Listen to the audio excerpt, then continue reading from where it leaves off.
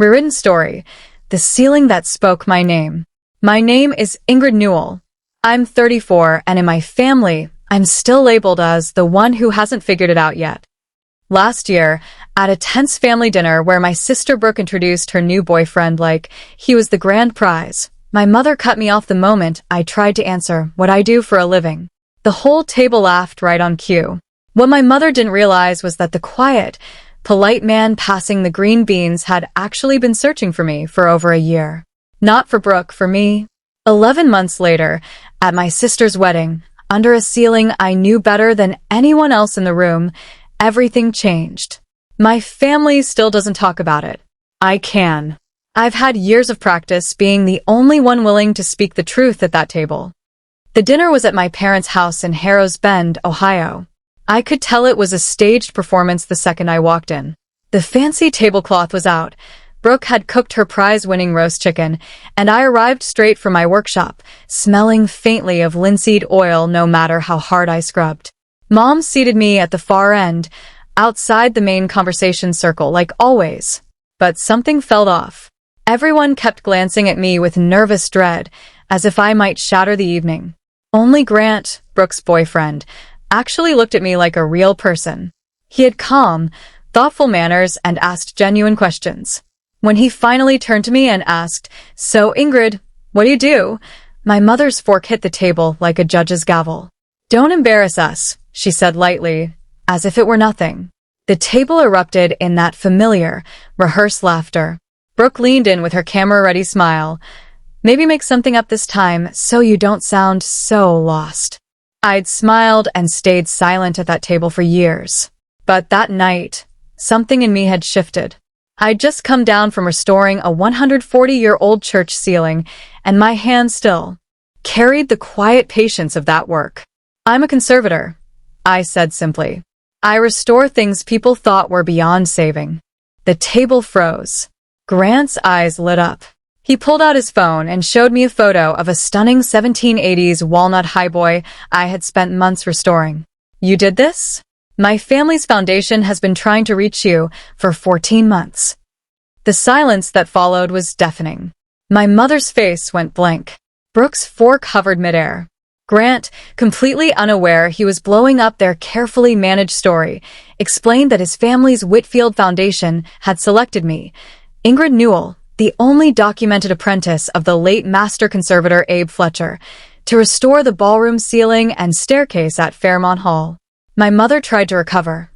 "Oh, Ingrid just dabbles." Grant replied politely but firmly, "The committee doesn't rank dabblers." That night cracked something open in me. For years I had hidden my work, never signing pieces, declining exhibitions, telling myself it was humility. In reality, I had let my mother quietly close doors on my behalf, declining invitations, replying to opportunities in my name, steering me toward respectable paths so I wouldn't embarrass the family. I took the Fairmont job anyway. For 9 months I worked on that grand 1897 mural ceiling, 4 seasons painted across a sky darkened by decades of smoke and water damage. I worked days on the scaffold and nights doing extra polishing jobs to keep the shop afloat. My mother tried everything, offering money to withdraw, emotional appeals, even moving a potted fern to cover the bronze plaque that would eventually bear my name. The project was personal in more ways than one. Fairmont Hall was where Brooke's wedding would be held. On the wedding day, the hall looked magical. White lilies everywhere, Brooke radiant coming down the staircase I had carefully restored. The film crew from the national show Made to Last was quietly filming in the background. During the reception, the producer approached me. The lights came up on the ceiling in a breathtaking reveal. The host asked me to step forward. My mother grabbed my arm in the hallway moments before. "Not tonight. Don't embarrass us. If you do this, don't come to Sunday dinner." I looked at her and finally understood the fear she had carried since her own childhood, the shame of being the janitor's daughter, the years she spent trying to erase every squeak, every sign of struggle. But I wasn't her wound to hide anymore. I stepped into the light. "I'm Ingrid Newell," I said clearly. "I restored this ceiling. I spoke about the work, about my teacher Abe's lesson.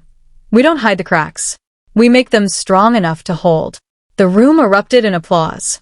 Grant and his mother stood first. My father had tears in his eyes. Brooke looked stunned, then proud. My mother's chair was empty when the lights came up. Aftermath. The segment aired months later. My workshop is now booked solid for years. I've hired apprentices, replaced the ancient boiler with my own earnings, and started signing my name proudly on every piece. My family didn't fall apart, they adjusted. My mother tells people I work with museums. My father visits the shop regularly. Brooke and I are slowly building a new, more honest relationship. Last October, my mother even sent me my grandmother's broken teacup to repair.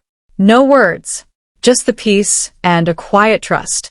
I mended it with gold seams, stronger and more beautiful for having been broken. I'm Ingrid Newell.